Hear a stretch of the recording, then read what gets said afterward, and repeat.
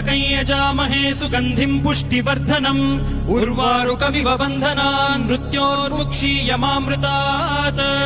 यो रुद्रो अग्नव्यो अप्सुय ओषधीषु यो रुद्रो विश्वा भुवना विवेश तस्मै रुद्राय नमो अस्तु